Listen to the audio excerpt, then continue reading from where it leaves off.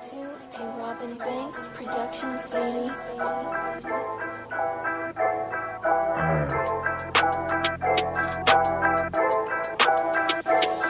Yeah, it's the underground, it's the underground, it's the underground, it's the underground. You better pass, you better run, and that's your ass, boy, you done. It's the underground, it's the underground, yeah, it's the underground, it's the underground. You better pass, you better run, and that's your ass, boy, you done. Move the sticks, first down, you better not step out of bounds. You don't really want it, but you really need it. It's the underground, man, we undefeated. Michael Jackson couldn't beat it, fourth down, couldn't reach it, man, your squad about to lose it. Go ahead and face the music, flip a coin, you still lost. Pay the cost to beat the bars, turn your motherfucking lights off. Yeah, CTE, these niggas can't see me. Got your head fucked up, got the game locked up, and it's over for your ass. Fourth down, you better pass. You know what it is, you ain't gotta ask. It's the underground, it's the underground, it's the underground, yeah, it's the underground. You better pass, you better run, and that's your ass, boy, you done. It's the underground, it's the underground, yeah, it's the underground, it's the underground. You better pass, you better run, and that's your ass, boy, you done. Yeah, you know what it is, baby. It's your host, Filthy Rich. Ow. Yup. Yeah, yeah. It's the Underground Sports Show, baby. 412-407-2744. Call into the show. Hit the like button. Leave a comment, because you know what it is, man. We talking about all around sports here, you know what I'm saying? But tonight, it is the preseason week 1 show, baby, because it's time for football season, baby. You know what it is. Yeah, it's the Underground. Got a lot to go through tonight, you know what I'm saying? We're going to check out these preseason games and see how that went. So far, week 1, we had 3 games, you know what I'm saying? So we're going to get into that. We're going to get into some Steeler talk, of course. And we just going to get around the league and see what's going on. So, pay attention. Hit the like button.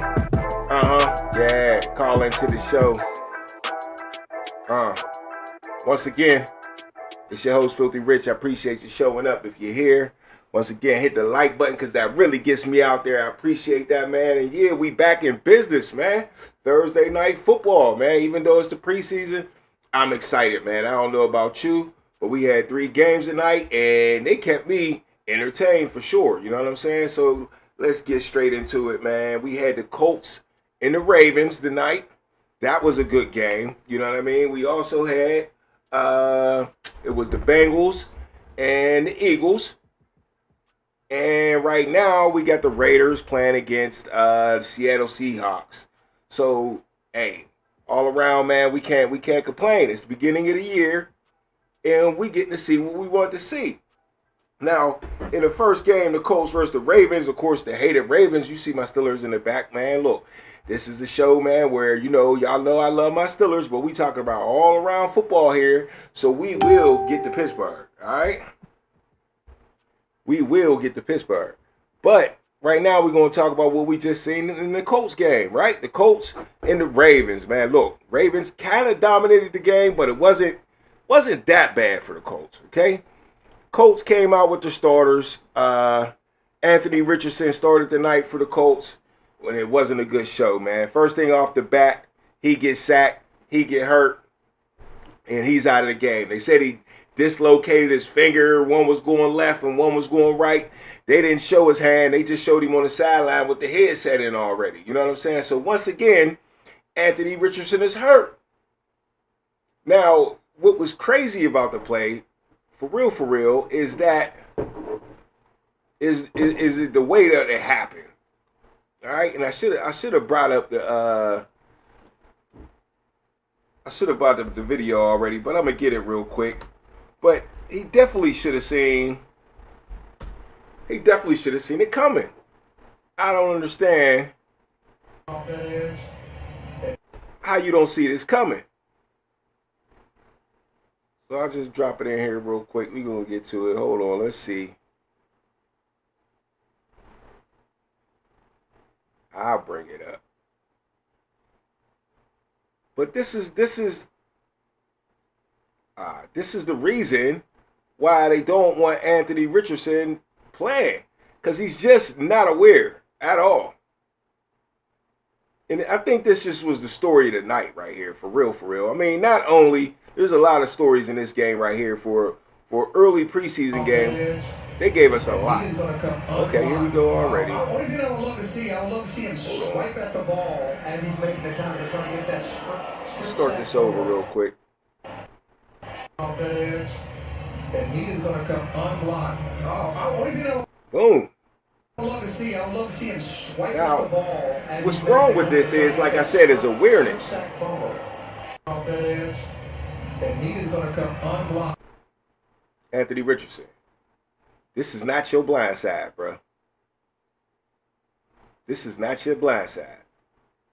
You supposed to see this guy coming off the edge. And with your athletic ability, you should be able to make this dude miss. But what do? You don't even see him. And get cracked, and now you out for the game. Just that quick. You got your chance to start. They gift wrapped it to you. They just brought in Daniel Jones, who's making a lot of money. But they decided to start you. And now we kind of seen why they decided to start you. I think, in a way, they wanted to show everybody why you shouldn't be on the field. So let's just get this over with. Get the argument over with. Not that anybody really thought Anthony Richardson should be on the field anyway, because he don't got too many fans. But if anybody had anything to say, or if anybody didn't want to move on yet, it's over. Then Daniel Jones comes in and throws for 140-something yards. Let's see. Yeah. Daniel Jones was 10 for 21 with 144 yards. He came in right after that play. And once again, Anthony Richardson's night was over. Now, the other highlight, not the big highlight in this game, but was Riley Leonard. He threw for 92 yards, 12 for 24. That's 50%. Did throw an interception, but I like the way he played in his first game. But to me, it was LaJohntay Wester, straight out of Colorado, right? Out of Colorado. Shout out to Deion Sanders. He got all his wide receivers in the league, and this was the first one that popped up on national TV, and man, did he go off. He had about 100 and something yards in returns. Let's see. Let me make sure I got it right. I got the stats right here. He had 100, definitely 100 something. Yeah, 104 yards and a touchdown on a nice punt return. Nice punt return. And he had a few other returns that he, you know what I'm saying, he had success on. Then he had a couple catches. He had 2 catches for, where is it at? 2 catches for 41 yards. Average of 20.5 yards a catch. There you go. I think they found something. 6th-round pick out of Colorado. One of Shedeur Sanders' wide receivers. And we'll definitely get to Shedeur in a minute. But yeah, one of Shedeur Sanders' wide receivers goes off tonight. He was the MVP of the game. Also, Keaton Mitchell was looking nice coming back from his injuries. He was nice a couple years ago. Real quick dude. If you've seen the game, he had about 68 yards rushing. And yeah, Baltimore seemed like they was dominating. The second teams and the third teams kind of like came back for the Ravens. But, you know, Colts didn't show me much. But they did show us that Anthony Richardson don't need to be out there. He makes that team worse, man. I hate to say it. I was an Anthony Richardson fan coming out of college. I thought he could develop. The reasons he ain't developed, we could talk about that later. But, you know, maybe they're not all his fault. But at the end of the day, the ball's in your hand, man. You the quarterback. You got to do what you got to do. So, Colts fans, y'all going to be watching Daniel Jones, it looks like. And if he fuck it up, it might be Riley Leonard. Because I don't think they got no faith in Anthony Richardson. And they shouldn't. He can't even watch his open side. He can't even see. I don't get it. I don't get it. All right. And also, the Ravens got a new kicker, man. He looked pretty good, Loop. He was 50%. He missed one, but he made a 52-yarder right down the middle. Of course, the Ravens is getting rid of Justin Tucker, and we thought that would be a love shot for us here in Pittsburgh. But it does look like they got a decent little kicker named Luke. 6th-round pick, so that's pretty high pick for a kicker. And they say he got a strong leg, so we shall see, all right? Now the other game, Cincinnati Bengals versus the Philadelphia Eagles. Now, the story here was that, Joe Burrow was going to start tonight, which usually doesn't happen. Jamar Chase, T. Higgins, and all the offense for the Cincinnati Bengals was going to start tonight. Now, they felt like they needed to do this because they usually don't do this. But what they usually do is get out to a slow start. And they didn't want that. So they said maybe we could just switch up the mojo and play Joe Burrow, play Jamar Chase. But I think they picked the wrong game. Now, we all knew the Eagles wasn't going to come out there with much at all. Absolutely no starters played for the Eagles. Okay? So what kind of look were you really getting for Joe Burrow and Jamar Chase? You wasn't getting much of a look at all. And I got something on film that pretty much proves that here. Just cut to the chase. No pun intended. But yeah, on this play right here, I mean, y'all probably seen the highlight right now, but just check the DB out. Certainly man. He's not to the face. I mean, he's paranoid. Let me hit it back real quick. Watch the cut. I mean, he's backpedaling. He's scared to death. He's known to react to the out. Can't even react to the tackle. Jamar Chase just making it look easy, man. That's Ringo. He was there last year. Not a starter, of course. And Jamar Chase just took full advantage of the young boy, man, like it was nothing. So I just don't really think Baltimore got a look at it this here. Let's check the stats and see what's up with that. The score is 34-27. Eagles was the final. See if anything stuck out. Joe Burrow 9 for 10, 123 yards, 2 touchdowns. But Tanner McKee, 20 for 25 for 252 yards and 2 touchdowns. Now, you say, who the hell is Tanner McKee, and why does that matter, Rich, right? Well, and then Darius Cooper got 6 receptions for 82 yards. Why does that matter? Well, that goes back to what everybody's been talking about in the media, at least like 2 weeks ago, a week and a half ago. I talked about it on the show, too, of how Cam Newton just didn't have Jalen Hurts in his top 10. And this is why Cam Newton didn't have Jalen Hurts in his top 10. Because everybody that seemed to get in there for the Eagles, no matter what the circumstances are, whether it's Jalen Hurts, Kenny Pickett, or this guy McKee here, they go off at quarterback. So a lot of it is the Philadelphia scheme. And that's what Cam Newton was trying to tell you. That's what Cam Newton was trying to say. But that's a whole nother show. You want to go back and check it out? That's what I told you before, man. I looked it up, and I'm like, everybody goes off for the Eagles. Only reason I looked it up is because I wanted to prove it to y'all. But I already knew what Cam Newton was talking about on that. So that's a little snippet that we got out of this game. 2, Cincinnati, Philadelphia. One really good team, of course, Super Bowl champs, and one really decent team in the Cincinnati Bengals. Didn't expect much in the preseason, but we got a little snippet out of it. You know what I mean? But that was that. But I do think Cincinnati wasted their time putting their starters in. They should have waited another game. Should have waited till it was serious to see what's going on. We'll see what they do the next game to see if they need to play their starters. All right, and the game's still on now.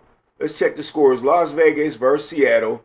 And what I noticed in this game early was Ashton Genty. That's what I wanted to see.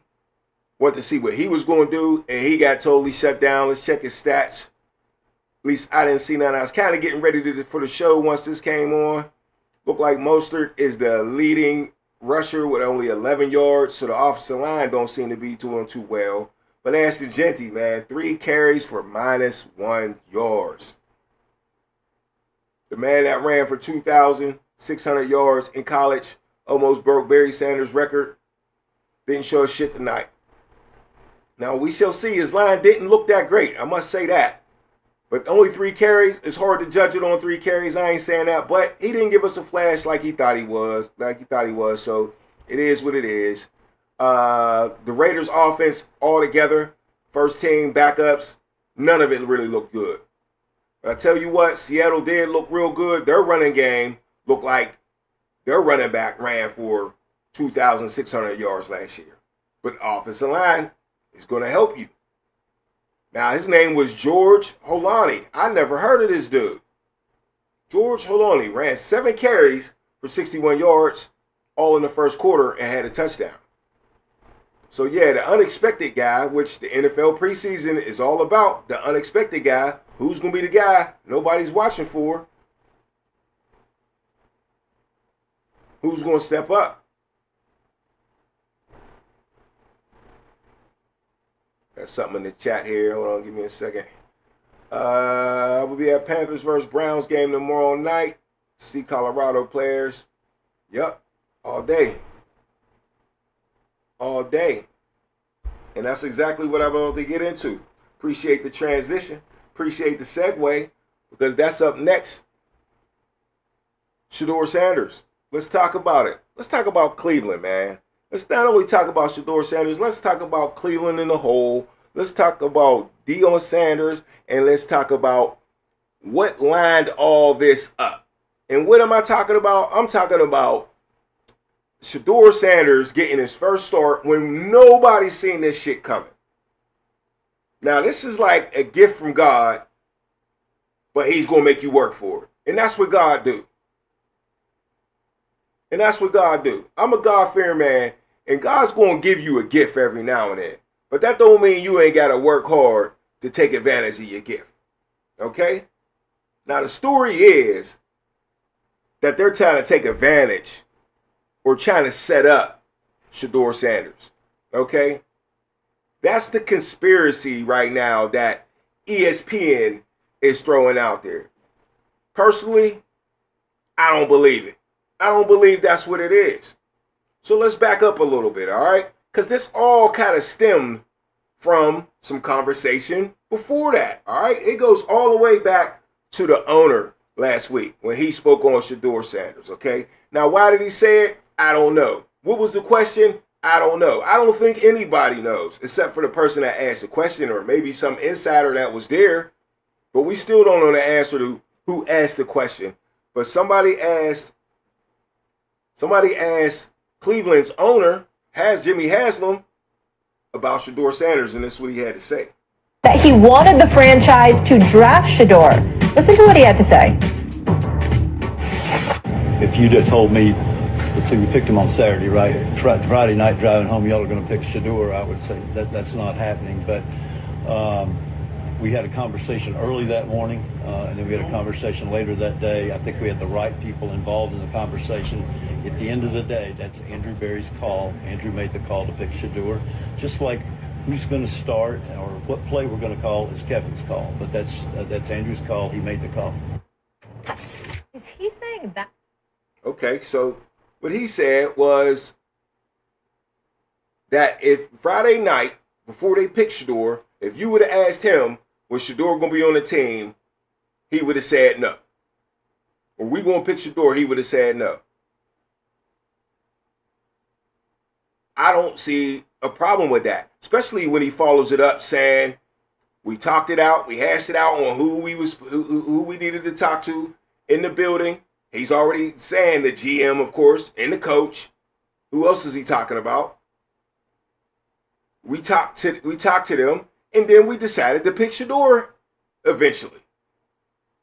Now, what's wrong with that? Sometimes you don't know who you're going to pick. Why do you think the clock takes so long, or they take up the whole time on the clock? Sometimes they're making a split decision at the last minute. There might be 2 guys they really want. They're thinking, well, who's going to be there next? Or can we still get this guy? Do we really want this guy? And they went and picked the dude. Now, you could say I'm wrong, but let's go back again. Let's go back again, and I got this one. Because he didn't think... My bad. Let's go back again, and let's see what Deion Sanders got to say about it. Because this goes back to the pro day when he talked to Jimmy Haslam, okay? Watch Deion and look at his facial expression and just look how happy he is to talk about the conversation he had with Jimmy Haslam. Members of the front office. Cleveland.com's Mary Kay Cabot asking Deion Sanders about his chance to talk with Browns owner Jimmy Haslam. It was charming. It was engaging. And it was cool. It was all right. He's a good guy, and I like it. I like it. Coach, I think one of those guys gonna be there. And Lancey was referring to. Now, no matter if you think Jimmy Haslam was smiling in Dion's face just to be smiling in his face, telling him whatever he wanted to tell him, the proof's in the pudding. Dion just said, I talked to him, had a great conversation, big ass smile on his face. I think one of my guys is going to be there, talking about Shador or talking about, of course, Travis Hunter. The trade was made with Cleveland and Jacksonville, so Travis Hunter was gone. That was a smart move at the end of the day by Cleveland, even if they knew they was doing it on purpose or not, because everybody's like, you could have had Shador right there, but they still wound up getting Shador in the 6th round. So just because the owner is flipping the bill onto the GM doesn't mean he ain't have nothing to do with it. That's the point of having a GM. He's going to take the blame if the shit go wrong. The owner's never going to take the blame. Why? Because he got the cheese. It's his. So he's just letting you know, we came together and we picked Shador. There's no controversy here. There's no setup. There's no saying. He never said that he don't want Shador on his team just because he said it wasn't up to me. Every GM picks the team in the NFL. So every owner can come out and say, it wasn't up to me. The rulers can come out and say, it wasn't up to me. It was Omar Khan. That's his job, to buy the groceries. And the coach's job is to cook the food. So it's their party to put people on the team.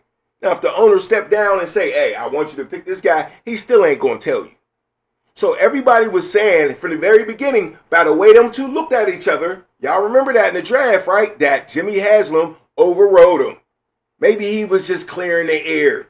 Even though he's probably lying, he was just clearing the air for whatever reason. Once again, we never heard the question. So why are we tripping?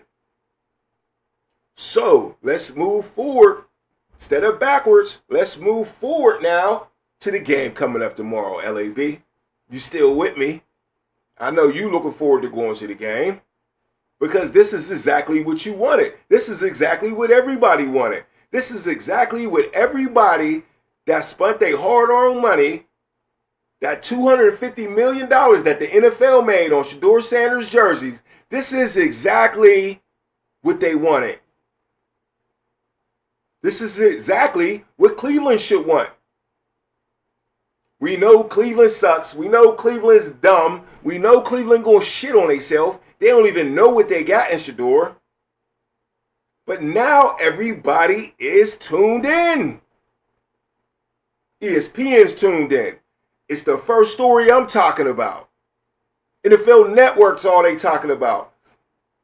Nightcap, that's all they talking about. Big Marv in the house. The NFL is a business. As much as they need talent, they also need a storyline to build and brand or excitement and get their views. Hey, bro.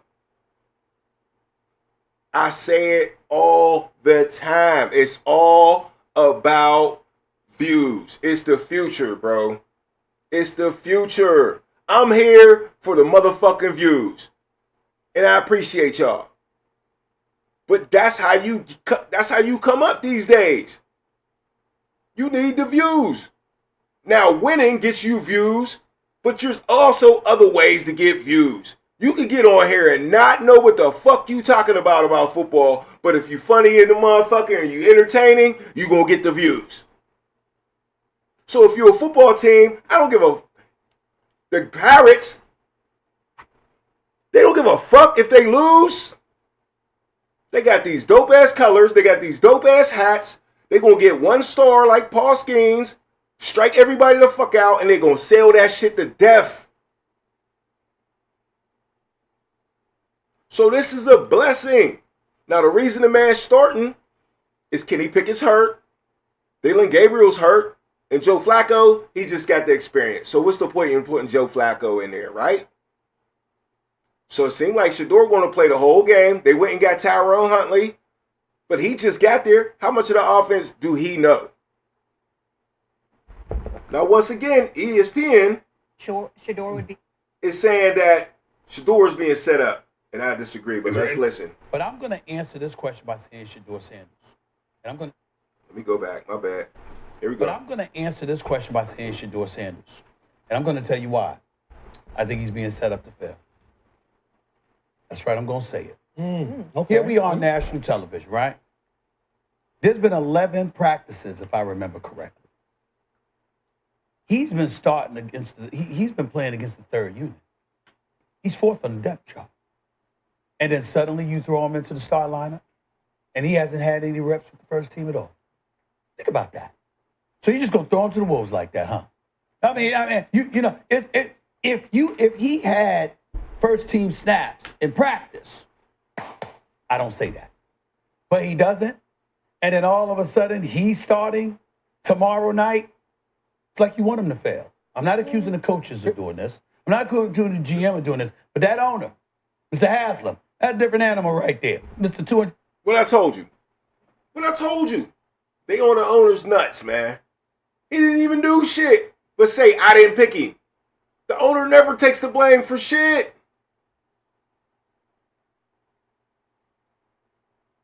He just said who did their job. The GM's job is to pick the team. It is what it is. I don't understand how ESPN and Stephen A. Smith don't see this as a blessing in disguise instead of a setup. It is what it is. If you're the backup quarterback and the motherfucker get hurt in the first quarter, guess what? You in the game. It don't matter if you got reps all motherfucking week. You're supposed to be ready. If you the man, you're supposed to be ready. Stop babysitting the motherfucker. Y'all was mad because they didn't pick him first. Now, when he's getting through in the fire, you want them to babysit the motherfucker. You said he's getting set up. What are you talking about? Look, Shador, just go out there and ball. You the backup quarterback. At least you got a couple days to get some reps in. This happened 2 days ago. You found out you was starting. The game ain't till tomorrow. That ain't plenty of time, but it's a decent amount of time for a preseason game against the Carolina Panthers. Now, here's what Shador's got to really step up at. Shador Sanders is going to be playing against the worst defense in the NFL from last year, at least. From last year. All right, let me get to the comments real quick. Pittsburgh Big Dog in the house. Hey, salute, baby, no doubt. Bro, they definitely setting Shador up to fear, but it won't work. Okay. So you think they set him up, but I mean, people, they're hurt. Browns trash-ass organization. This is Pittsburgh Big Dog 2. Trash-ass organization. Putting Shador out there with the third string O-line and wide receivers, but Panthers playing a first-team D setup. And they did say they was going to do that. That is the only thing I really could say about maybe it looking like a setup. But you're going to do what you're going to do. No one said that about the Eagles when they went out there with their second and third string today. And Cincinnati went out there with their first string. You don't have to do what the other team is going to do. It's the preseason. You're on your schedule. Some teams going to take the first game more serious than the second. Some teams going to take the second game more serious. It's up to the coach and how they want to do it. You ask me, this is the best game to do it because, like I said, Carolina was the worst defense in the league. Dead last. Go check it if you want to. Dead last. Now, for real, he's probably got timing better with those guys. So if I'm Shador, I'm not going in the game with that negatives in my head. My man LAB says, sounds like the owner doesn't want to win. I mean, it's Cleveland. It's Cleveland. But guess who do want to win? Shador. And he's going to change everything. everything if he goes out there and balls. The quarterback, the reason they put that quarterback up on a pedestal is because they know the quarterback is the reason you are who you are. In the chat, Marv says, whether you get reps or not, you have to be ready in case of injury. Look at Drew Bledsoe. He lost his starting job to Brady. And Dallas to Romo. I know what you meant by that. But yeah, Romo got his job too, the same type of way. Right.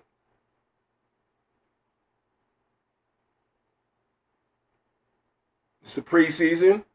They don't play to the last few weeks.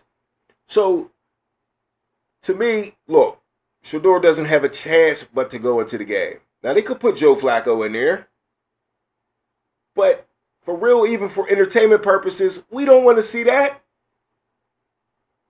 LAB, the reason you go to the game is because of Shador. So let's see. Let's get it out the way now, man. Let's get it out the way now, man. I'm gonna just wrap it up on Shador on that. In the league, right? I just don't think he's getting set up.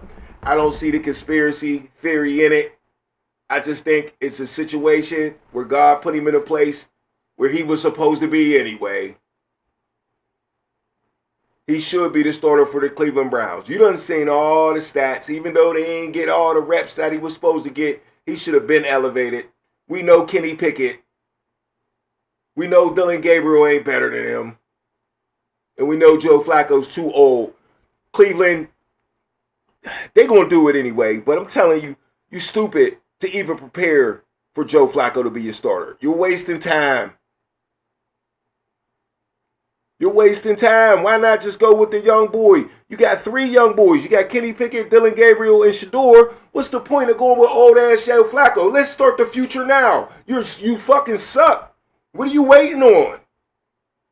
What is Joe Flacco going to do for you for 1 year? He ain't going to make you no more popular. People already don't like you. And they're going to like you more. They're going to like you less, with Shador on the fucking bench. Because it's fucking stupid. I don't care if he's the better player. It's still dumb. He might not even be the better player, though. But what's the point? You ain't learning shit on the bench. Not these days. That quarterback sit the bench shit for a long time and learn. And I ain't saying you can't learn nothing on the bench, but that ain't it no more, man. That ain't it. You want to take advantage. You want to see if he's good. That way, when you pay him 6th-round money, now you can invest in the rest of the fucking team. Come on, Cleveland. Wake the fuck up.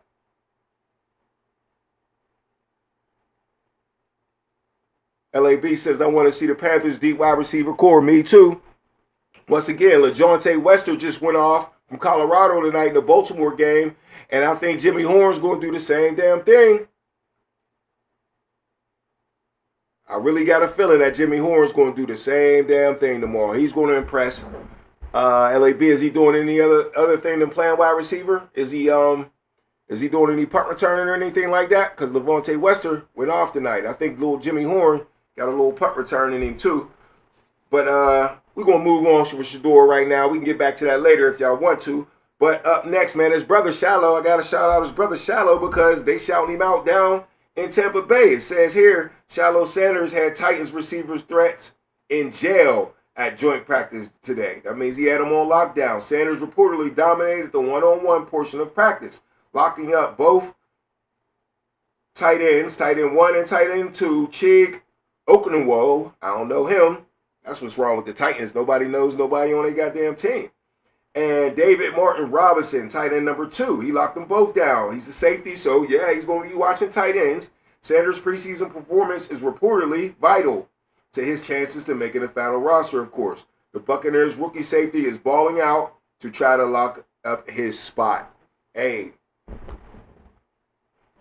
I like Shallow. I think a lot of people like Shallow, especially the way he play. Aggressive, ain't scared of shit. He got his pops mentality, and he don't care where they drafted him at. Matter of fact, they didn't draft him. He's going to go for his. And I think Tampa Bay, they're going to find a spot for him. And he's definitely going to play some special teams because he's a hitter. He loves contact, blocking. Shallow's on my motherfucking team. That attitude and that personality. The Buccaneers is a good team, but they need a bit more in personalities like his. Leaders like him can help you. I think Buccaneers is a real good team. Shit, they beat the Eagles 2 years ago in the playoffs. So maybe they could do it again. Dion is like LeVar. Shit, Dion is bigger than LeVar. He got play kids. He got kids that ain't even his kids in the league, calling him Pops. My other dad. You know what I'm saying? So shout out to Shallow doing this motherfucking thing, man. Moving on up next. Now look, we talked about all the preseason games tonight. Talked about Friday night. We got the Panthers and Cleveland, of course, Shador. Hoping he go off. But his boy, Travis Hunter, is going up against my Pittsburgh Steelers, man. The Steelers get the first look at Travis Hunter, man. What y'all think about that up in the chat? You know what I'm saying? I mean, the number one thing I want to say is I told y'all so. Now, I don't know if I told y'all in the chat, because LAB, I know you already with me on this one, because we talked about this a long time ago. But all the haters out there saying, my man ain't going to be able to play with both sides of the ball. Guess who don't give a fuck about that? The Jacksonville Jaguars. I done read articles that the owner, straight out of his mouth, quotes out of his mouth, that he's 100% in on it. Their coach, their new coach from Tampa Bay, old offensive coordinator, Liam Cohen, Duval, that guy is all in on Travis Hunter playing both sides of the ball. And they said tomorrow, Travis Hunter will, not tomorrow, but Saturday, he will definitely be playing both sides of the ball against the Pittsburgh Steelers. So, besides Shador Sanders, this is the second biggest watch of the NFL preseason so far. Now, the only reason I put it as second, because it really should be first, because somebody playing two sides of the ball is crazy. But we just didn't expect Shador to start or play this much. So that got bumped up to first. Especially all the stories swirling it. So it's must watch, number one. But must watch number two, Pittsburgh Steelers versus Jacksonville Jaguars, for sure. Okay, LAB, you said he will be everywhere. You talking about Jimmy Horn still, right? Oh, no. You saying DB, free safety this season? Are you talking about Travis Hunter playing free safety? I don't know about that. I don't know about kick return, punt return either. I don't know if he did it in college. He already doing too much. I got you, Hunter. Yeah, he I don't know about that one. All of that. But because playing wide receiver and DB is enough. But he's definitely attempting it on Saturday night. So that's must-watch Steeler games at 7 o'clock. We shall see. Now let's get into my Steelers here, man. First thing I want to say is Aaron Rodgers has been milking the Steeler fans like a motherfucker, all right? We already talked about the game. We know Aaron Rodgers ain't gonna play on Saturday, which is cool. We kind of expected it. I wish he would play. I think he needs to get his timing together sooner than later. But it ain't up to me, all right? It ain't up to me. I believe Mike Tomlin is trying to save a whole bunch of other players, and that's his choice in not playing Aaron Rodgers. I mean, I know we don't want Aaron Rodgers to get hurt, but he got hurt on what, like the fourth play for the Jets regular season? So doesn't matter if you get hurt in the preseason or not. It's kind of the media. 10 to 12 teams in the NFL are capable of winning the Super Bowl this year. And the Steelers are one of them. Now, y'all tell me, are the Steelers true Super Bowl contenders? Now, everybody's calling our defense the best defense in the league, and we ain't even took a snap yet. Bug it. Okay, so Horn Jr. is battling for kick return and wide receiver spot. That's what's up. I'm ready to see that for sure. I'm ready to see that out of Jimmy Horn. He's definitely quick as hell. But yeah, Aaron Rodgers saying 10 to 12 teams got a chance to win the Super Bowl. And I just don't know if I totally agree with that. First of all, I mean, I'm going to say, I wouldn't even say every division winner. Like a team like Houston, I don't know if they got the chance to win the Super Bowl this year. I wouldn't call them that. I wouldn't call Houston Super Bowl contenders.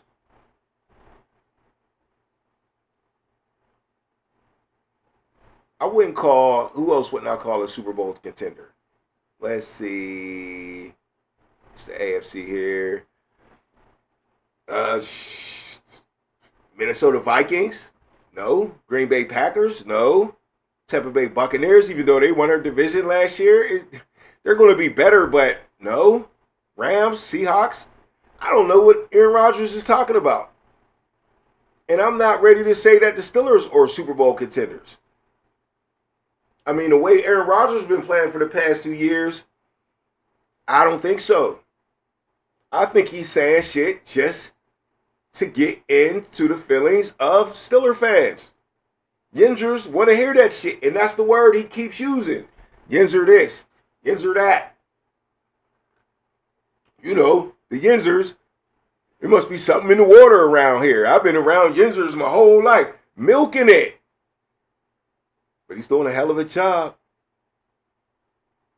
Them Yinzers, they will buy in.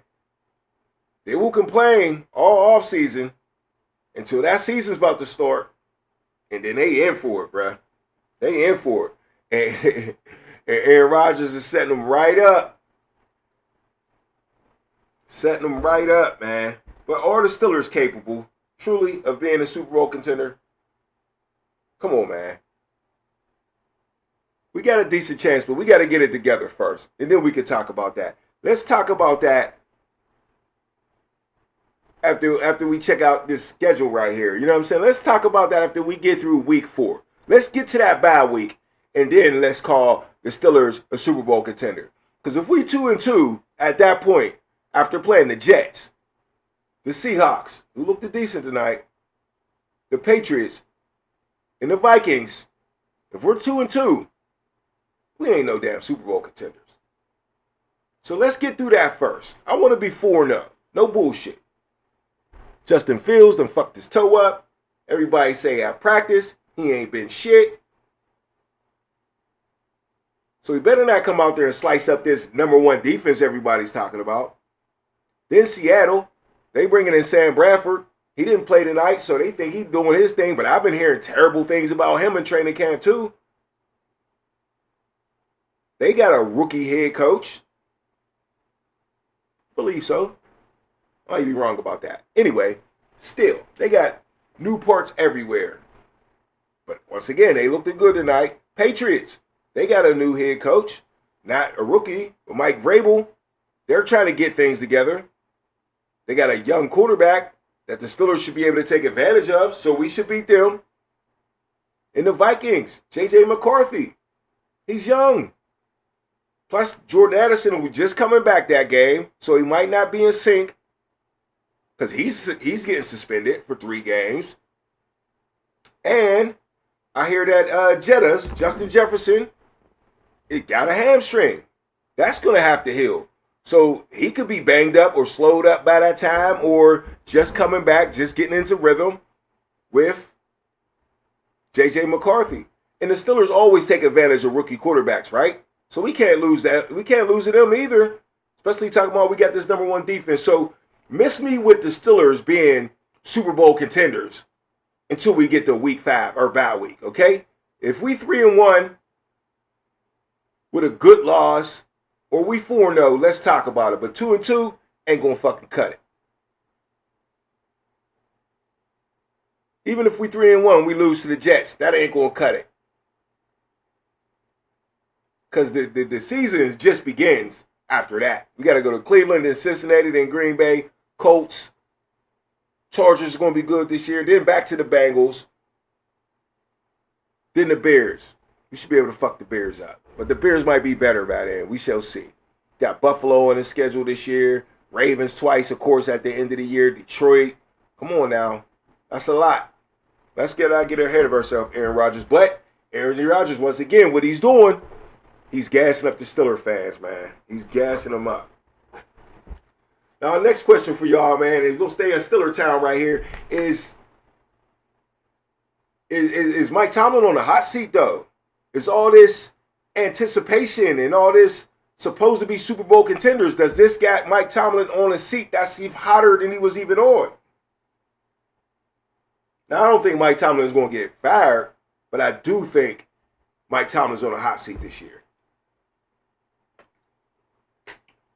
True story, Mar. There ain't no true contenders till week 6 or 7. You're right. Now, some teams, though, Chiefs, Eagles,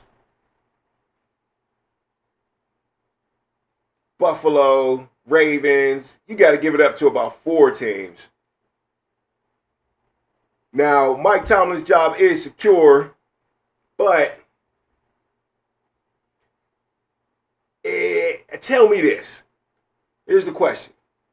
Do the owners put the coach on the hot seat, or do the fans and the media put the coach on the hot seat?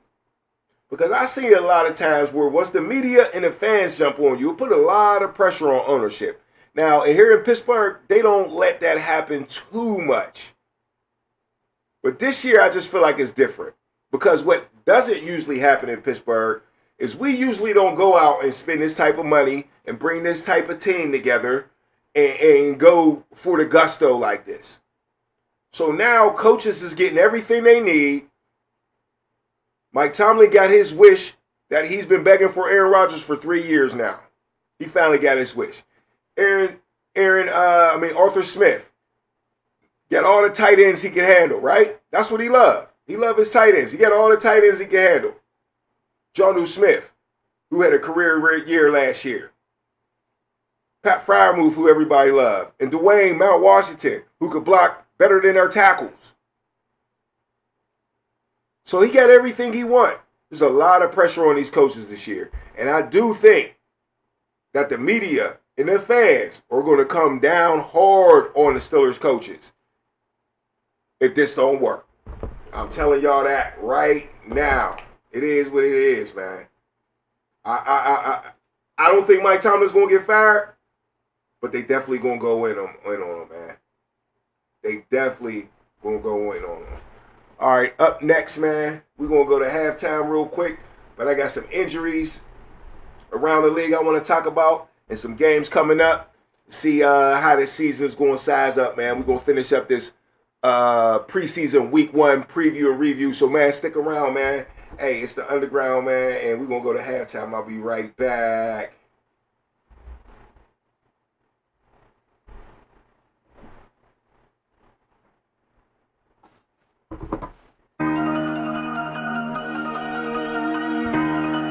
Ow. Don't go nowhere.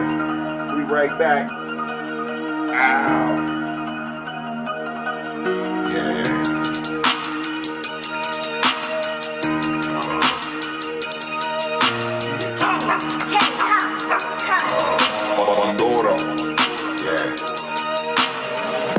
It's halftime. It's halftime. I'll be right back. It's halftime. It's halftime. It ain't over yet. It's halftime. It's halftime. I'll be right back. It's halftime. It's halftime.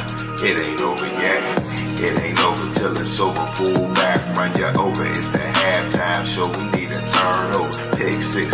It's your boy Filthy Rich. Turn me up in this bitch. Hit the like button. That's the right button. Call in to the show if you know something, but you probably know nothing. Not my fault that you're playing for the wrong team, wrong scheme. Strike you out like Paul schemes. It was all a dream. You never gonna win a thing. Nah.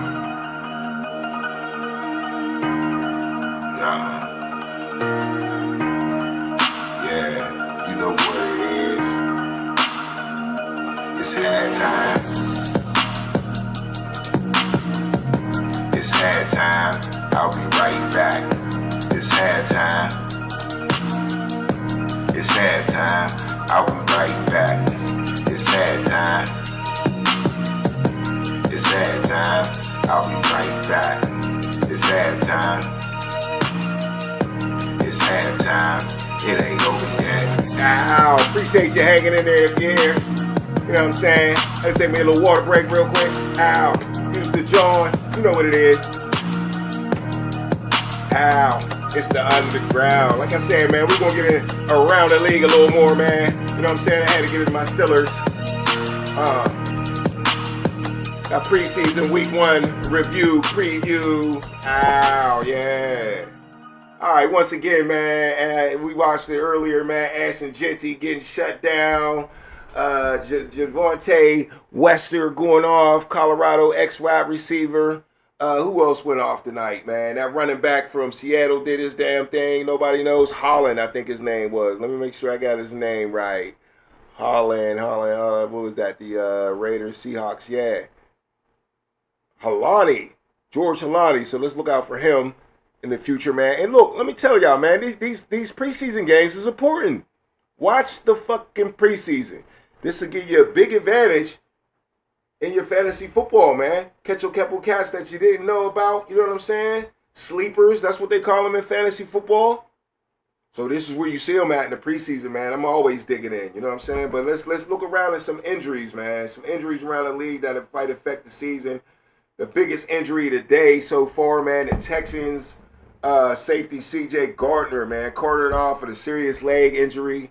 They're basically saying it was they're looking at his Achilles, and man, all these Achilles keep happening, man. I mean, I always thought like the Achilles was a big time basketball injury, but now a lot of dudes are starting to get Achilles injuries everywhere, man. It started out with Aaron Rodgers had that bad one, you know, looked like a basketball move almost at quarterback. Quarterbacks kind of make basketball moves, but usually other positions don't. But yeah, safety C.J. Gardner, who was, you know, making a decent amount of money, coming from the Super Bowl champs, the Eagles, and it looks like he might be out for the season for the Texans. I was just talking about them not being a Super Bowl contender, but of course every team is a contender when you 0-0, and you want to set it off, you want to do your thing, you want to be at 100%, and you definitely want to be able to use your brand new fresh players. So this is fucked up for Houston, man, because they were pretty decent on defense last year. This would have made them a lot better, a lot more aggressive. Your boy C.J. Gardner is definitely a leader, and he's going to get in people's ears.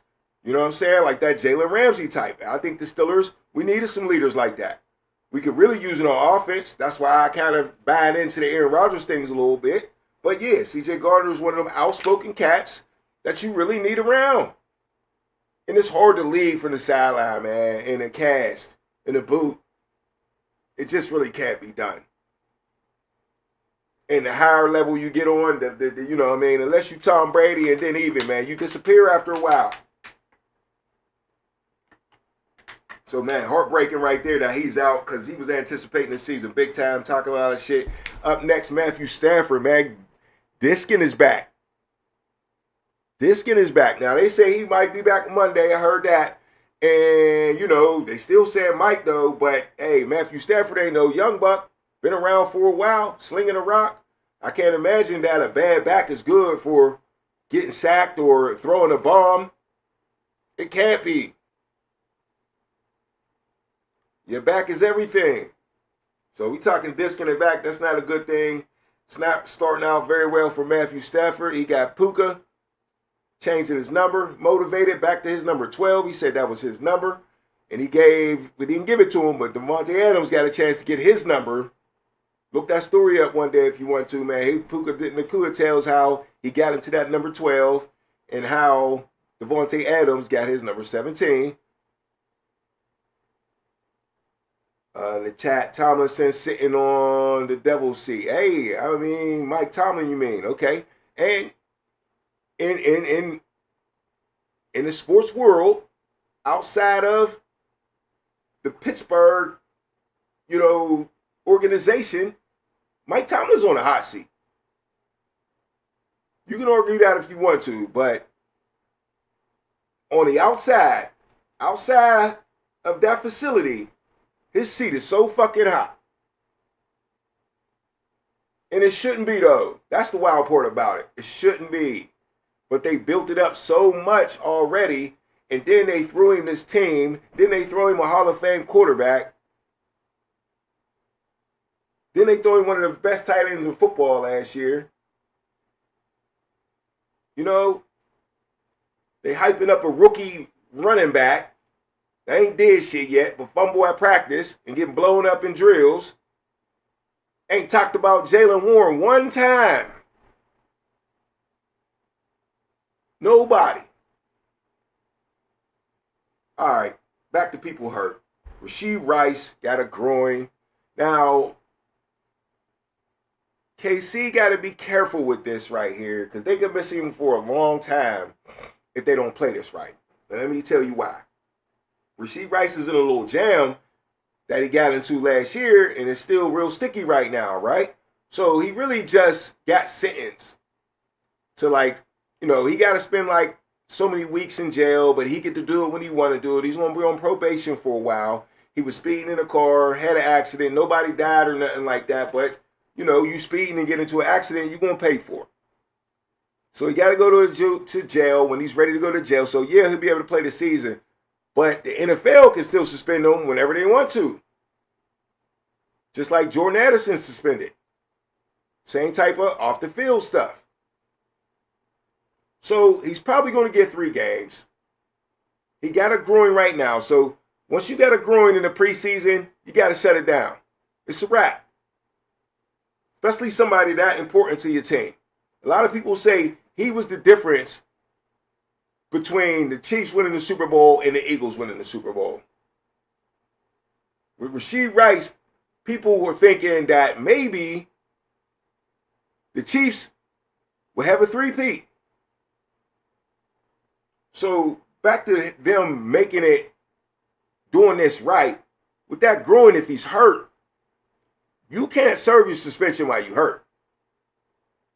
So they can't double dip and be like, all right, while he's hurt, we just going to sit him on the bench, you know what I mean?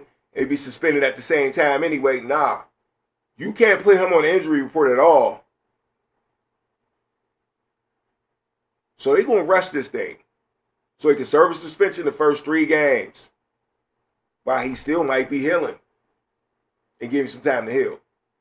But they ain't supposed to be lying on the injury report. So we're going to see what they let the Chiefs get away with. A lot of y'all already think the Chiefs is the conspiracy theory team anyway, right? Everybody hate the Chiefs now. It's funny how you turn into the villain so fucking fast. Everybody was in love with Patrick Mahomes 3 years ago, 2 years ago. Now, 1 year later, fuck the Chiefs. You want them to lose? Let the Eagles win. Man, fuck the Eagles, man. Let them goddamn motherfuckers win. Goddamn. You know them Philly motherfuckers talk a lot of goddamn shit.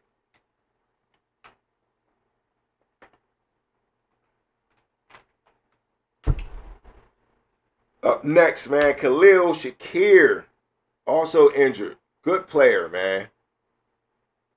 Good player for Buffalo. Stepped up and turned into a #1 receiver out of the slot. Josh Allen loves it. And he does his goddamn thing. But he's hurt too. And what did they say it was? It's a lower body. I know I got it here. I want to say, yeah, it was lower body. High ankle sprain. I don't know what's worse, high or lower, but goddamn, nobody want to hurt the ankle. That shit will fuck you up. But it's an injury where you can rest. You know when you can move it. You can almost kind of play with it if you had to. But, you know, I don't think Buffalo really were going to play these guys anyway. So they can sit back. They're good enough to turn it on when they're ready to turn it on. Just like Joe Burrow was. All that plan in the preseason ain't going to help you. You just ain't starting out well because you ain't starting out well. Your defense sucks. And sometimes Joe Burrow sucks. He gets into a little slump, even though he's going to light it up when he light it up. But yeah, Shakir, go get healthy, man. Buffalo needs you for the long haul. You know what I'm saying? That's how I look at it. They're definitely Super Bowl contenders right there. All right. Rest of the preseason. Let's see.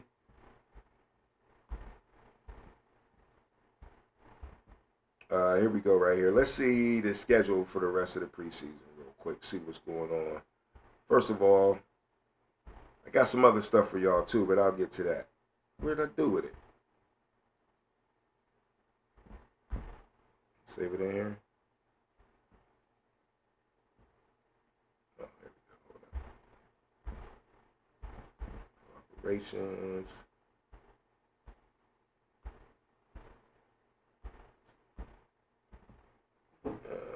This ain't even it. Oh, yeah, here we go. All right, preseason games. My bad. Just trying to get to the schedule. Okay, tomorrow Cleveland play Carolina. We talked about that. But Washington at New England. Decent game, man. Let's see who can we see. We got some young boys out there for Washington. And we got some young boys out there for New England.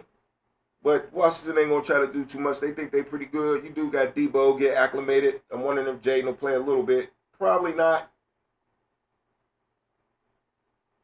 But New England got Drake May trying to get things together, so he definitely going to play. But what I did hear about New England is Trevion Henderson, man. Trevion Henderson is supposed to be doing real good out in New England. Let me see what they got to say about Trevion Henderson. Here we go. In New England, there's a growing buzz with Patriot Circle around rookie running back Trevion Henderson. While his home run speed and explosiveness were already well known, multiple team sources have highlighted his standout abilities in both passing and catching and pass protection.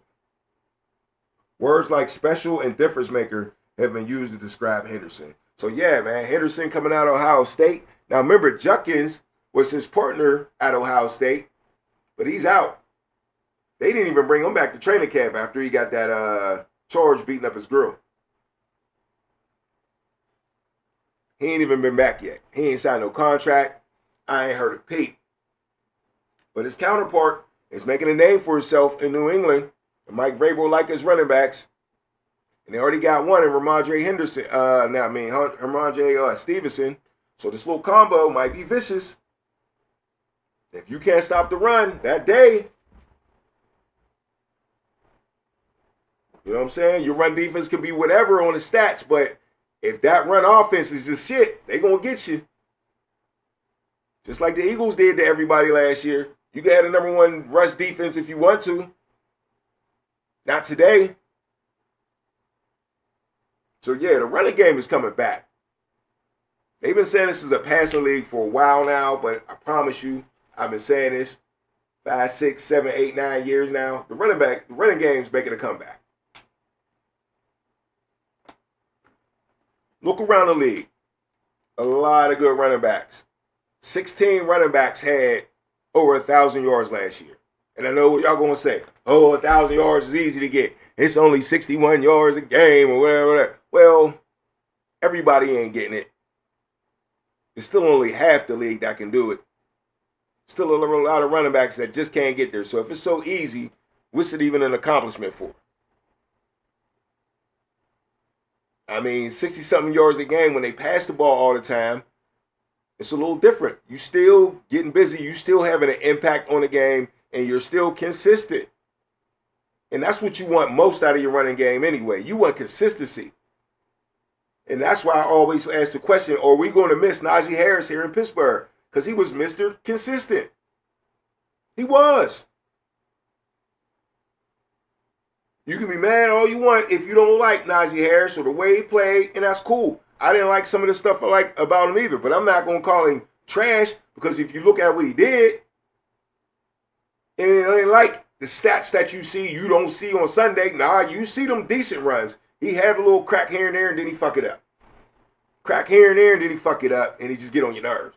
But he was there for that G every year. And he was there every fucking game. Never got hurt. And he wore you down in the fourth quarter, and we won games with him on the team. Now we got a rookie. What's he going to do? All right, a little more around the league. Marvin Harrison Jr. Yeah, Marvin Harrison's son. You remember him? Yeah, there's a reason you got to really think about it. Like, oh, yeah, Marvin Harrison. because he ain't doing well. Didn't do real too well last year. A lot of people picked him in fantasy. That didn't work out, did it? But Marvin Harrison Jr. had a very mediocre rookie season.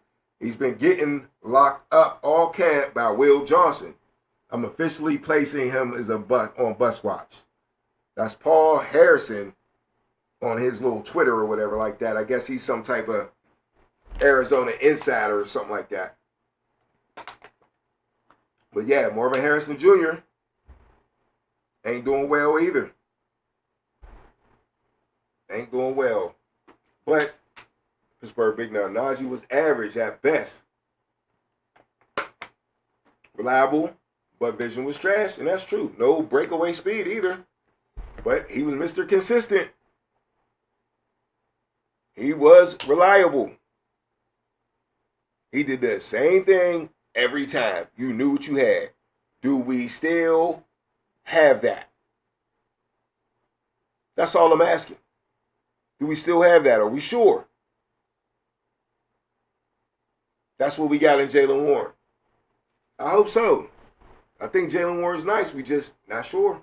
And I know I was right so far about Caleb fumbling already at practice and struggling in pass blocking against third stringers. For real, for real.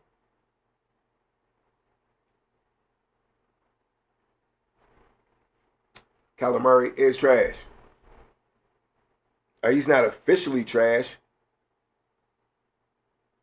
But yeah, he's not. I ain't saying Justin Fields is trash. But he's Justin Fields trash. He's still stuck in his rookie year. Both of them. Don't it feel like it's Justin Fields' rookie year still? It's still Justin Fields' rookie year. Still feel like he's trying to prove himself of being a number one pick from every season he starts. And it's the same thing for Kyler Murray. He's had a little more success, but that was under Cliff Kingsbury. Now he done went to Washington, and he got them getting jiggy. He had Kyler Murray getting jiggy. They shouldn't have fired him. For real, for real. Running back room will be better this year for the Steelers. I do hope so. I do hope so. They got a block too, though. We all know that. Boys keep cracking. Come on. My bad. Yeah, but we all know that, Pittsburgh Big Dog. We got a block. Now, shout out to Pittsburgh Big Dog, man. He got his own show, too. Steel City Sports World. I watch that on Wednesday nights. Usually come on about 9 o'clock. Great show. You got a good panel, an educated panel. My man Jim is a nut. He definitely brings the comedy to the show. What is it, Claudio, the baseball man, the boxing man. Got his football knowledge on, too. I like the show, man. Was it Big Rome was on there the one night? I'm trying to think, man. I be trying to catch all the names, man. I'm bad with names, man. Or something more W Media. Yeah, Pittsburgh Big Dog. I'll be watching, bro. I'll be watching. It's a good show, man. You've been doing it for a long time, too, man. Shout out to you for that. Because he be in the community with the kids. And had the show a long time now. I remember when you had the other background, y'all was in the all together live. You done went straight digital now, which is definitely cool, but y'all used to get together. And I thought that was dope too, man. If you ever got back to that was dope too, man. For real. So, you know what I'm saying? So never quit on what you're doing, man, for sure. No doubt. Pittsburgh Big Dog said I need to get on the show too. Yeah, definitely. I'll jump on. I'm slow with the technology though. You got to fill me in how to fill me in. If you understand what I'm saying, and get me on the live stream and all that, or even if I just call in, man, I'm cool with that too. I love radio talk, man. Always had. My granddad put me on. You know what I'm saying? He got me addicted to cigarettes before I ever smoked one. Jacks too. Back in the day, Jacks and shit. You know what I'm saying? Sitting in the car with him, listening to talk radio, waiting on my grand raise in the mall. You know, if somebody go in the mall, you wait for somebody on the outside of the mall, you about to be great. It ain't like you running the Giant Eagles real quick. You running in Family Dollar real quick. My grandma used to go in the mall, and we sat in the car. We were working on the studio too. I'll keep you posted. That's what's up, man. That's what's up. I definitely mess with the show, man. Y'all came a long way. Y'all got a good following, man. Y'all really should have a bigger following, man. There's a lot of knowledge on that show, for real, in all sports. I envy that. Because it's hard to know about all sports, man. Even just to pay attention to it all, and you a regular dude with a job and all that, it's tough, man. But shout out to Pittsburgh Big Dogs. That's Steel City Sports World. Once again, subscribe to that joint, man. For real. All right, man, before I get out of here, I think I got some more stuff. The Steelers is really tied up, man. But let's talk about Colin Cowherd for a second, man. Colin Cowherd just dissing everybody, you know what I'm saying? Let's see what he got to say about the Cowboys real quick, man, because this is kind of corny to me. You know, I don't like backward hats. What's worse is a backward visor. That's a 2-win. So he's talking about Coach Schottenheimer. He got to not like him already, because this is just some hating ass shit to say. You know I don't like He's sitting there with a visor on, but he got it on backwards. I mean, he look about my age. He got a gray beard and all that. Schottenheimer, that's the coach of the great Morty Schottenheimer with the big ass glasses for Kansas City and shit. I think he coached for a couple other teams too. Denver maybe or somebody for a minute. I can't remember. Schottenheimer definitely famous for the Coulier days and all that. But anyway, yeah, this is his son. He got to know something, right? Especially about running the pill, but Colin Cowherd is just tripping. You know I don't like backward hats. What's worse is a backward visor. That's a 2-win team. I'm taking away 4 wins. So when you sit in front of a podium, you're representing the Cowboys, you're representing Bank of America, you're representing a $12 billion corporation. I think you got to do better as a head coach than a visor backwards. There's a reason. Come on, dog. He's a football coach. What are you talking about? Let me finish. Let him finish. At country clubs and private clubs, you have to wear collared shirts and jackets. You hear what he said? $12 billion corporation. I think you got to do better as a head coach than a visor backwards. There's a reason at country clubs and private clubs, you have to wear collared shirts and jackets. There's a reason for that. Like, there's a standard. I don't want to look like a guy that's here to move my couch. Like, I want you to do better than that. That's awful. Come on, dog. You saying the team's going to win 2 more? I mean, automatically 4 losses. He gave him 4 losses just because my man got his hat on backwards. But that's what's wrong with America, man. They everything want to be an image. You represent these companies. He's a coach. You gonna judge a man off with his hat on because of his hat backwards? What are you talking about? What are you talking about? Before, coaches on the sideline had to wear a whole fucking suit. They had a whole fucking suit on.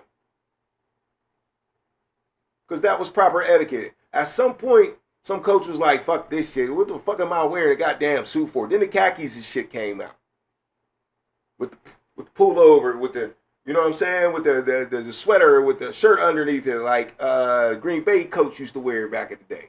With Brett Favre and them. And then they just went to putting on whatever the dude had. Mike Tomlin just had the best jacket. Like, oh yeah, that jacket's sweet. Let me put that on. Got my hat on and shit. I'm chilling. But hat on backwards at practice? He ain't a good coach because he got an advisor on backwards? What are you talking about? Let the man coach, Colin. That's be just, sometimes these dudes that get paid, they just forced to say some shit. I swear. How that make any sense? Just like that in corporate America. I go into an interview, some dude come into an interview with a suit on, he's better than me already. Before we even ask somebody a question, he could be a complete fool, but because he put the disguise on, you gonna pick him.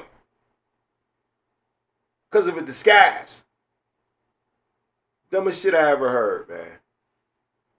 I hate that shit. They said the same about Iverson, the baggy clothes, cornrows, just need something to talk about. Exactly.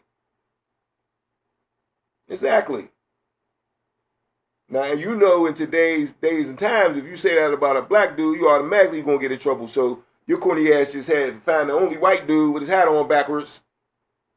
And you ain't gonna get no backlash for talking about another white dude. But the whole philosophy of it is corny. It don't matter what color it is. The whole philosophy is dumb. It's more than corny. It's dumb to judge somebody on their appearance. It's like judging a book by its cover. But anyway, that's Colin Cowherd on the Cowboys. I think the Cowboys going to be decent. That's why I'm bringing it up, because I'm going to keep saying that. I think the Cowboys going to be decent. Now, they need to get this Michael Parsons thing. This shit is weird. But I don't think, I mean, you want a Michael Parsons on your team. Don't get it twisted. But would y'all agree with me when I say Terry McLaurin, who's asking for a trade, is more important to the Washington Commanders than Michael Parsons is to the Cowboys? When it comes to making sure they get the money that they ask for. Because I don't think Jerry Jones is budging. It just don't seem like it. I don't think he wants to make Michael Parsons the highest paid defensive player or player in the league outside of a quarterback. He's not going to do it. Why? Because he ain't getting no results. They're not even making it to the playoffs. You're not even a defensive MVP. The most sacks you ever had was 14. Yeah, you're consistent. You got 14, 12, 13, all over your past 4 years, and you're a beast. Don't get it twisted. But if you ain't winning, don't nobody want to kick up the cash like that, bruh. And let's just think about it, Cowboys fans. Just think about it, NFL fans, because we was all watching at the time where the man didn't want to play Emmitt Smith. And he went to the, second, third game with Emmitt Smith? Not paying that dude after they just won the Super Bowl? And he ain't want to play Emmitt? What makes you think he wants to play Michael Parsons? And he's older now. More stubborn now. He don't want to play Michael Parsons for what? For the same reason I say, or the opposite reason really, that I say TJ Watt deserves the money. Because he already did his thing. He's already defensive MVP. Already got robbed for what? Got the most forced fumbles damn near ever. He's the leader in sacks in Steeler history. Already. He already did what he did to deserve the money. Michael Parsons has not done that yet, even though he's talked about a lot. He got his podcast, so he stay in the news a lot. And he's a beast. Don't get it twisted, but it's the facts of life sometimes, bruh. Now, Marvin said, oh, I already read that. Facts. And you know who my team is. You already know. You already know I know. But yeah. Cowboys going to be decent. As a Steeler fan, I wanted George Pickens gone. But I think the Cowboys want George Pickens there and need George Pickens there. They need a personality like him on that team. They need somebody to wake them the fuck up. He just got to cooperate with Dak in that trip like he did with Russ. And they'll be cool. But yeah, I think the Cowboys is decent, man. I think Colin Cowherd is definitely wrong. And let's see what somebody got to say about my Steelers here. Steelers ended practice. Another day, another dominant performance from the defense. Aaron Rodgers 0 for 3. He listed the reporter the 4 problems with the offense. Stop me if you've heard these before from the New York Jets. Number 1, they can't run the football. Jets were 31st last year, couldn't run the football. Number 2, their vertical passing game in Pittsburgh's not in sync, so Aaron is dumping stuff off for short, quick passes. That was the Jets last year. Wide receiver 2, not dependable. Sort of like Alan Lazard not living up to his contract in New York. Number 4 is the young offensive tackles are taking their lumps. The O-line is unsteady. All the Steelers are for Aaron Rodgers is a more organized Jets. Now, I tell you when somebody's wrong, but I also tell you when somebody's right. Is he right? I mean, he's kind of right so far. He's kind of right so far. But to me, you're judging it too early once again. Making a prejudgment that doesn't need to be made. How can you judge it and they ain't even played a game, a preseason game? Yeah, you ain't seen nothing fancy, but you got to think it's going to be tough. Everybody's new. George Pickens was our number 1 receiver last year. He's gone.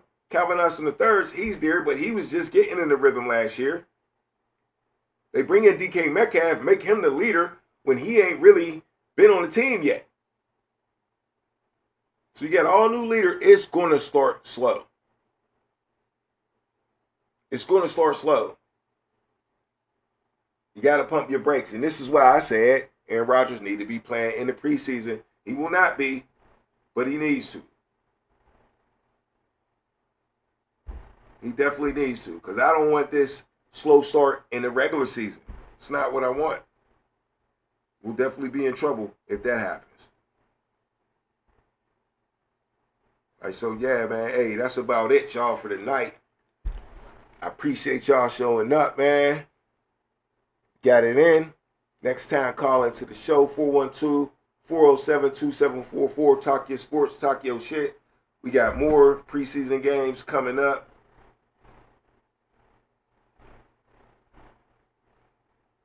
Let's see, that's the wrong thing right there. Yeah, let's check it. Who played real quick before we get out of here.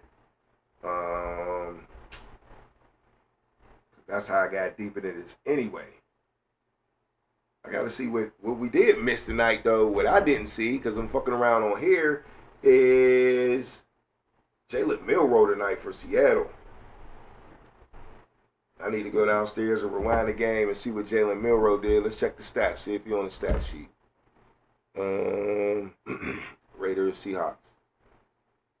It's the third quarter? It's got to be wrong. That's right. Third quarter, 3:38. Ooh, Aiden O'Connell, 182 yards passing, 2 picks, though, and a touchdown. Okay, that's for in the Seahawks. Jalen Milroe, 2 for 3. He's probably just getting in the game. Got 12 yards right now. So, I'm just on time, for real, for real. Got any rushing yards? 1 attempt, 5 yards, Jalen Milroe. He's number 6 out there. All right, well, that's something to watch. Something to talk about tomorrow already. And, yeah, of course, tomorrow we got the big Shedeur Sanders game. It is what it is, man. You know what I'm saying? Once again, I appreciate y'all, man, for checking in with me. Y'all make sure y'all hit the like button, man. Y'all know y'all hit that like button, you get me out there a little more, you know what I'm saying? Spread out. The more we can get up in somebody's algorithm, the more we can all speak our opinion to the world, you know what I'm saying? So for sure, man, hey, I appreciate y'all coming out. We got the Saturday a big old lineup, though. New York Giants at Buffalo, Houston at Minnesota. Of course, Pittsburgh, Jacksonville, Dallas at the Rams. They've been practicing all week. I'm ready to see what George Pickens is going to do. He should be playing a little bit, I think. Dak might not play, though. But anyway, Tennessee at Tampa Bay, that should be a good one. The young boys out in Tennessee, people want to see what they got. They just don't talk enough about the number 1 draft pick. You never see that. Shedeur just took over all the headlines. There's only so much room to talk about certain things, even if I didn't talk about Cam Ward today. It really meant to get to it. But that's wild, though. Kansas City at Arizona, New York Jets at Green Bay, and Denver at San Francisco. Sunday, you still got 2. So you got something to do Sunday. Miami at Chicago. Ready to see what Caleb Williams can do, man. He's been looking like shit at practice. And then New Orleans at L.A. Chargers. Najee Harris ain't back yet. I'd like to see him, but I really want to see Omarion Hampton again. He played so well, he might not play again to the regular season, though, in that first game. New Orleans. Let's see if they going to regret not drafting Shedeur Sanders and picking Tyler Shock. He's not been looking good at practice either, so we definitely want to see that. And then we on to week 2 after that, man. So, you know, I'll catch y'all probably like Saturday night, something like that, after the Steeler game. If I ain't doing shit, let's definitely do that. Get up on here, man. It's the Underground. Once again, man, I appreciate y'all coming out. Hit the like button, share the channel, do all that, man. We can blow this thing up. All right. Voice cracking all goddamn night. But that's all right. It's the motherfucking Underground, baby. Ow.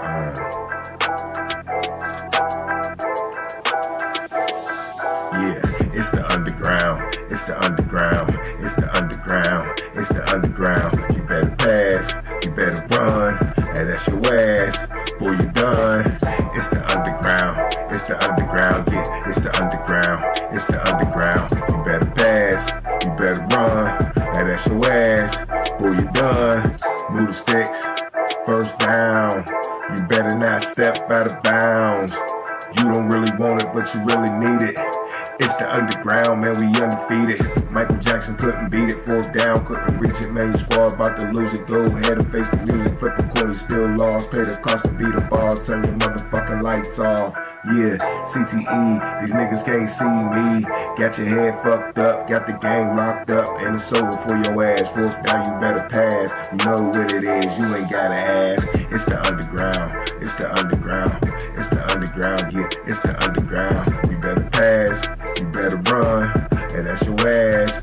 Boy, you done. It's the underground, it's the underground, yeah, it's the underground, it's the underground. You better pass, you better run. And that's your ass, boy, you done.